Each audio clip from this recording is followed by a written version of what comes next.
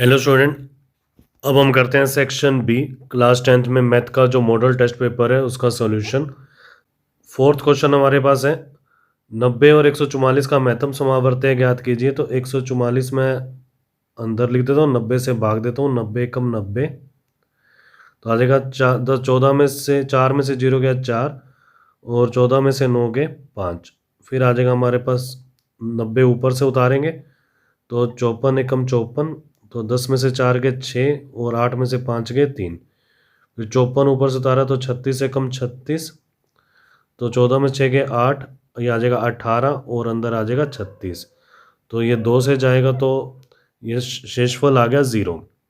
तो first line में क्या आएगा 144 यूक्लिड डिवीजन प्रमेय का से 90 a equal to b cube plus r हमारे पास है 54।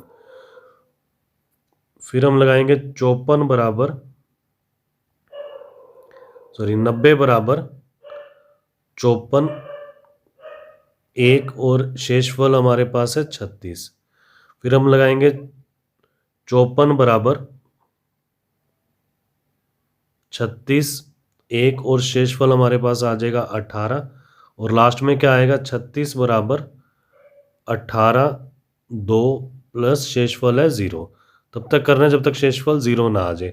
तो लास्ट में जो हमारे पास बी होगा, मतलब जिससे भाग दे रहे हैं, वो हमारे पास क्या आ जाएगा HCF महत्तम समावर्तक, ये है 18। द्विघात बहुपद से शून्यक निकालने हमने। शून्यक में देखो क्या है कि x square minus 2x minus 15, तो गुणनखंड कर देंगे। 15 के गुणनखंड होते हैं 5 गुना 3 1 गुना 15, तो हम लेंगे माइनस का 5x प्लस का 3x माइनस 15। तो पहले दो में से x कॉमन आ गया तो आ जाएगा x माइनस 5 प्लस 3 कॉमन आएगा लास्ट वाले दो में से, तो ये भी बच जाएगा x माइनस 5। तो गुणनखंड हो गए x माइनस 5 x प्लस 3। फिर आ जाएगा शून्यकों के लिए क्या हो जाएगा x माइनस 5 बराबर 0, पहली ब्रैकेट को 0 रखेंगे तो x बराबर आ जाएगा 5 और x प्लस 3 बराबर 0, तो आ जाएगा x बराबर माइनस 3।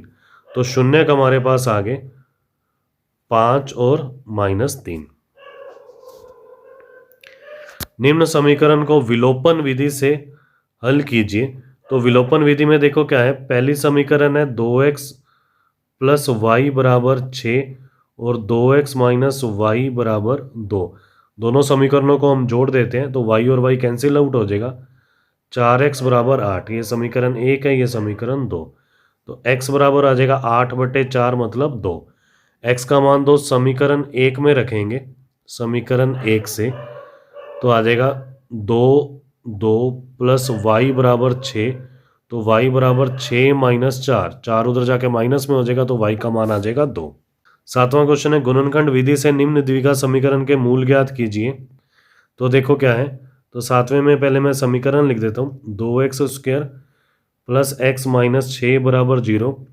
एक्स स्क्वायर का गुणांक 2 है और अचर पद 6 है, तो दोनों का गुना हो जाएगा 12।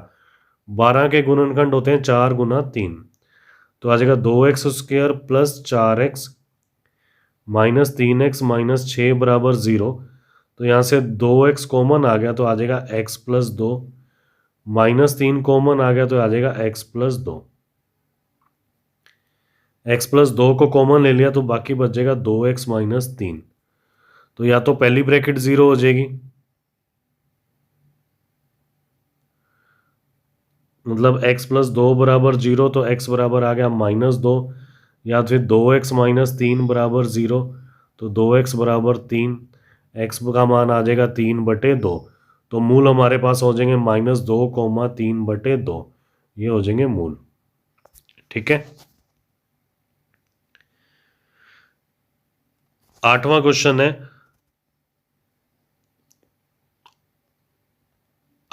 है, निम्न समांतर श्रेणी में कितने पद हैं। तो देखो क्या है, पहला पद हमारे पास है 7 और डी हमारे पास है 13 माइनस 7, ये आ जाएगा 6 और लास्ट वाले को मान लेते हैं ए एन का मान है 205। एन हम निकालेंगे, ए एन का फॉर्मूला होता है a plus n minus 1 d बराबर 205। ए का मान है 7 n-1, डी का मान है 6, 205।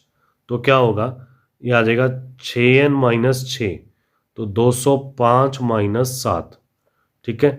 तो आ जाएगा 6n, 205 - 7 होता है 198, और प्लस में 6 उधर जाके प्लस हो जाएगा, प्लस का 6, तो n बराबर आ जाएगा 204/6, 6 से भाग हो गया, जब 6 से काटेंगे तो आ जाएगा 6×3 = 18, 24, 6×4 = 24, तो कुल हमारे पास 34 पद आ जाएंगे।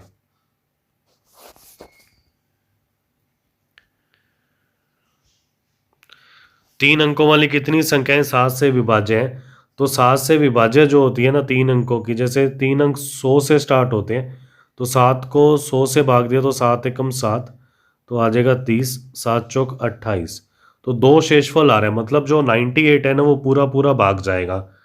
तो पहली जो संख्या हो जाएगी वो हो जाएगी 105, फिर दूसरी संख्या हो जाएगी 112, ठीक है। ऐसे ही क्या है, हम 3 अंकों की लास्ट संख्या जो निकाल लेंगे, इसको 7 से भाग देंगे, 7 एकम 7, 7 चौक 28, फिर 19, 7 दूनी 14, तो ये 5 शेषफल आ गया। तो लास्ट वाली संख्या हो जाएगी 994, 994।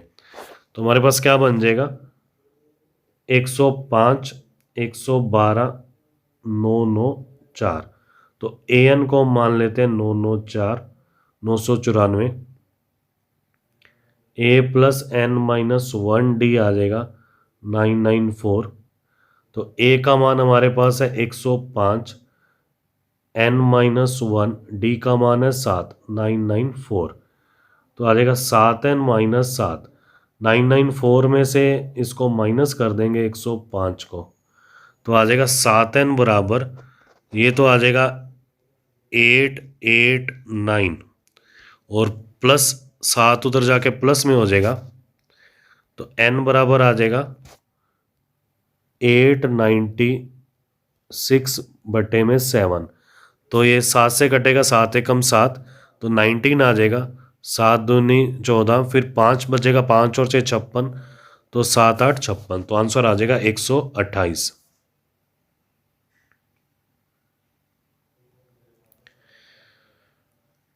5 सेंटीमीटर एक लंबा रेखाखंड कीजिए, इसे 2:3 में विभाजित कीजिए। तो हम क्या करते हैं इस क्वेश्चन के अंदर, पहले हम 5 सेंटीमीटर लंबा रेखाखंड खींच लेते हैं, ठीक है। एक कोण यहाँ बनाते हैं, एक कोण सेम कोण यहाँ बना देंगे, 50 या 60 डिग्री का जो भी, ठीक है। अब 2:3 है तो टोटल ये 5 हो जाएगा, तो 5 चाप ऊपर लगाएंगे, और ये बराबर दूरी पर 5 चाप नीचे लगा देंगे, x1, x2, x3, इस टाइप से हम इसको x4, x5, और ये x हो जाएगा, इस टाइप से यहाँ y हो जाएगा, इसको लिखेंगे y1, y2, ठीक है। अब हमें 2:3 चाहिए, तो दूसरे वाले को तीसरे वाले चाप से जोड़ेंगे, तो ये जो लाइन है ये 2:3 में विभाजित हो जाएगी।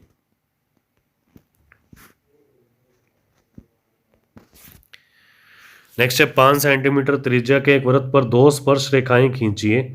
तो 2 स्पर्श रेखाएं देखो कैसे खींचते हैं, जो परस्पर 60 डिग्री का कोण बनाती हैं। अगर स्पर्श रेखाओं में 60 डिग्री का कोण है ना, तो त्रिज्याओं में 180 में से माइनस कर देंगे तो ये 120 डिग्री का कोण बनेगा। तो हम क्या करेंगे, सबसे पहले 5 सेंटीमीटर का वृत्त लेंगे, यहाँ एक त्रिज्या ले लेंगे, ये 5 सेंटीमीटर OA, 120 डिग्री का कोण बनाएंगे, प्रकार रख के 2 चाप लगा के, ये आ जाएगा B, ठीक है। तो ये तो 120 डिग्री का कोण हो गया।